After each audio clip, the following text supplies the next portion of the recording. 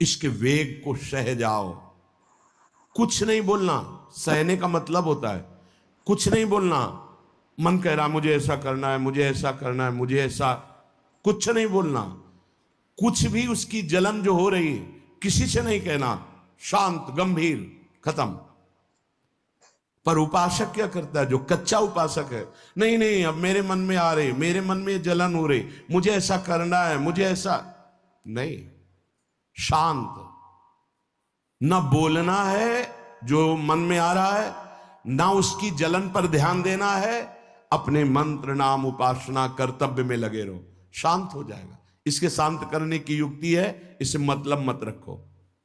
जैसे एक पागल आदमी रोड में खड़े तुम्हारे ऊपर कंकड़ फेंके, थूके, गाली दे, तो अपने लोग क्षमा भाव से कि वो पागल है, ऐसे मन अभी पागल है, इसके निर्णय पे ना हो। ये क्षण क्षण में बदल, इसको भजन से मतलब नहीं है, इसको क्षण क्षण में नवीन नवीन प्रपंच चाहिए। ये मनशः वेगम, मनोवेगम, इसका स्वरूप यही है, यही बंधन और मोक्ष का कारण है। ये क्षण क्षण में प्रपंच चाहता है। 5 ज्ञानेंद्रियों के द्वारा ये जाल रचा करता है जीव को फंसाने का। जहां हो, जैसी परिस्थिति में हो, बहुत अच्छी परिस्थिति भगवान ने दी, उसी परिस्थिति में भजन कर ले जाओ। परिस्थिति बदलने की जरूरत नहीं है, भजन करने की जरूरत है। भजन कर ले गए तो स्थिति बदल जाएगी, परिस्थिति नहीं। परिस्थितियां कहीं भी अनुकूल नहीं होती, स्थिति अनुकूल बनाई जाती। भजन के द्वारा स्थिति,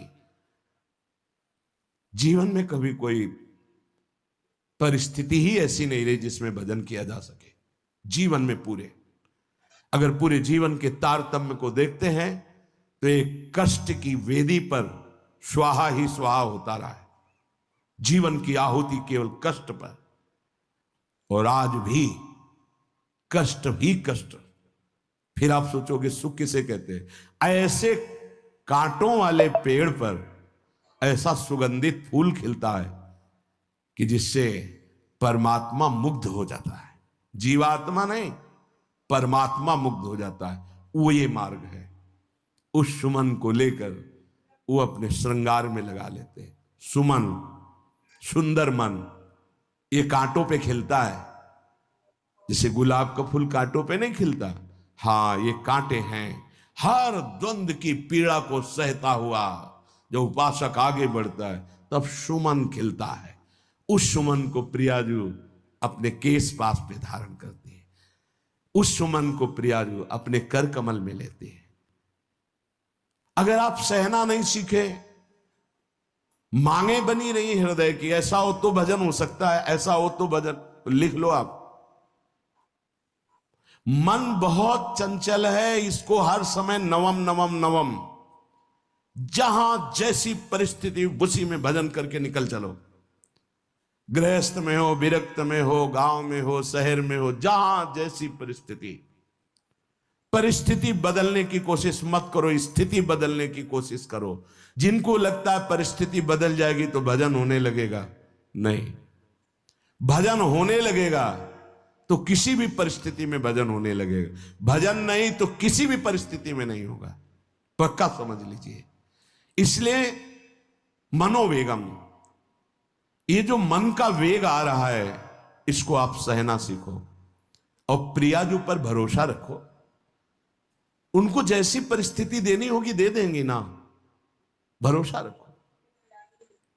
अगर मांग मुख से निकाल दी तो अधूरापन साबित हो जाएगा कि हमको ये खाना पीना, ये हमको पहनना, ये ऐसी परिस्थिति, ये ऐसी छोड़ दो।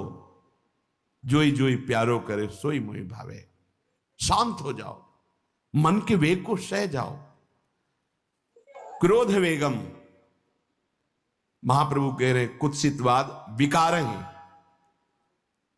समस्त विकारों में प्रधान विकार होता है काम। काम से ही क्रोध का प्रादुर्भाव होता है। क्रोध एक वृत्ति है जो आने जाने वाली, स्थायी कोई नहीं है। जिस समय आपके अंदर क्रोध आए, इस समय मौन होकर हट जाइए वहां से। तुरंत जाकर थोड़ा ठंडा पानी पिए। प्रभु के चरणारविंद की तरफ अपनी वृत्ति को ले जाने की कोशिश कीजिए। उस व्यक्ति से चिंतन हटाइए जिससे क्रोध आ रहा है, उस व्यक्ति की उस क्रिया से चिंतन हटाइए जिससे क्रोध आ रहा है, हट जाइए। ये क्रोध का वेग अगर आता रहा तो भजन करने पर भी अनुभव नहीं हो पाएगा। एक बार अच्छे से क्रोध आ जाए, अंदर हृदय जल जाए, तो 1 महीने भजन के प्रभाव को रोक देता है पूज्य बाबा के उसमें। फिर आप अगर 12 बार साल में आ गया तो क्या अनुभव में आ गया। इसीलिए 20-20, 50-50 वर्ष हो रहे हैं, कुछ अनुभव में नहीं आ रहा। बहुत सावधान। क्रोध हमारा नाश करता है, किसी और का नहीं। हमारे भजन का, हमारे हृदय के आनंद का, हमारी वृत्ति का बड़ा हल्का स्वरूप हो जाता है क्रोधी पुरुष का। इसलिए क्रोध को सहना है, उसके वेग को सहना है। वाणी के वेग, मन के वेग और क्रोध के। अगर क्रोध के वेग को सह गए तो अगला है हिंसा का वेग। वो अपने आप सह जाओगे, क्योंकि क्रोध से ही हिंसा होती है। हिंसा का वेग, वाणी के द्वारा बहुत हिंसा होती है। ऐसे कठोर वचन बोल दिए जाते हैं जो हृदय को चुभते रहते हैं। बाहर का डंडा लगा है, पिटाई हुई तो 2-4 दिन में ठीक हो जाएगा, लेकिन हृदय में जब पिटाई की जाती कठोर वचन के द्वारा, तो 10 साल बाद अगर दिखाई दे तो फिर ये वो बोला था, ऐसा बोला था, वो हृदय में घाव बना रहता है।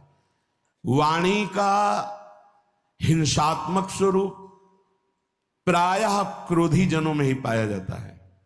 अगर क्रोध वेग को सह गए तो वाणी के द्वारा हिंसा नहीं होगी।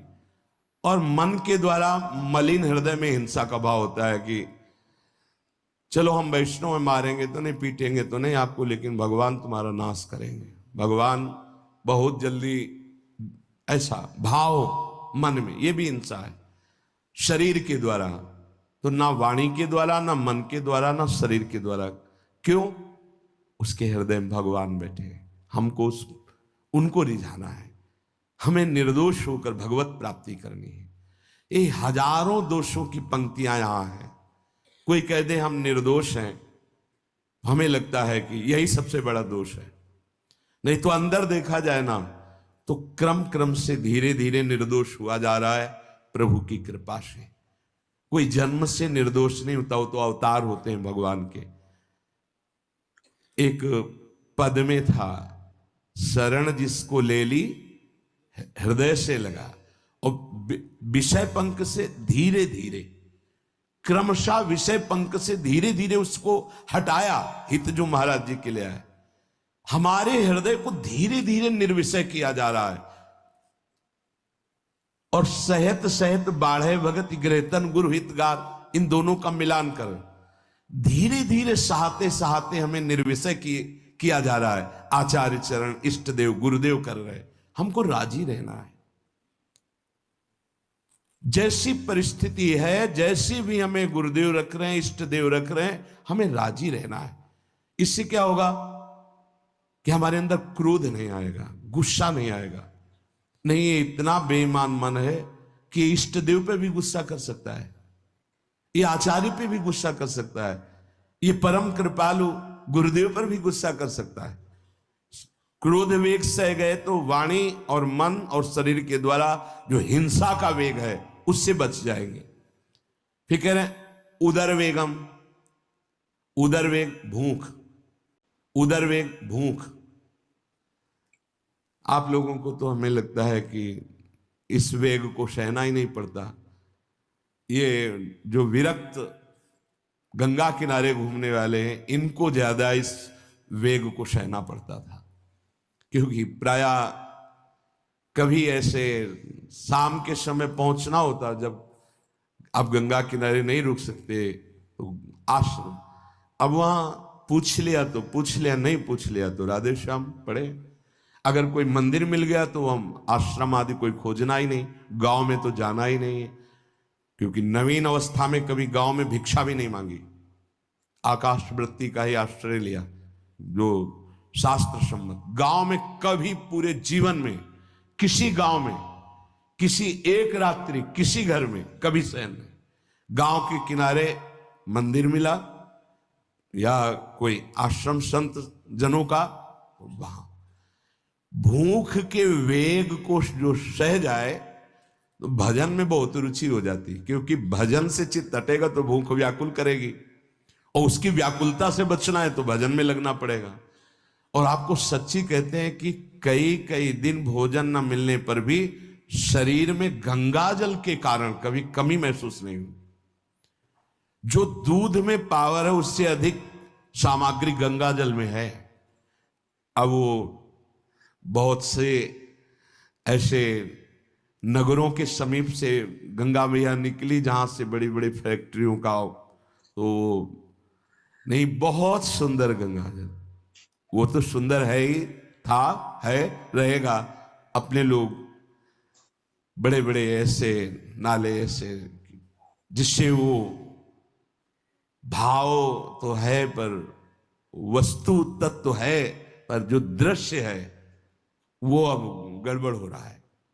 ऐसे यही बड़ा नाला गिर रहा है सामने जाके, अब वहां ऐसे रज लेके ऐसे लगाओ तो दुर्गंध युक्त निकलेगी, क्योंकि वो ऐसे देखो तो ऐसे पदार्थ बहते नजर आ रहे कि अब ये दुर्भाग्य ही है समय का कि परम पावन गंगा यमुना जैसी नदियां जहां स्नान आचमन और भरपेट जल पीकर परम पवित्र और भगवदानंद में डूबा जाता था, वो भी सौभाग्य छिन रहा है।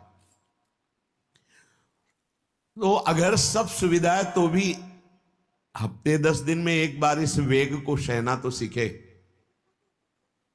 कस के भूख लगे और आज नहीं पाएंगे। एक दिन किसी व्रत का अनुष्ठान करने के लिए हम नहीं कह रहे, लेकिन इस वेग का आनंद तो लीजिए ना कभी।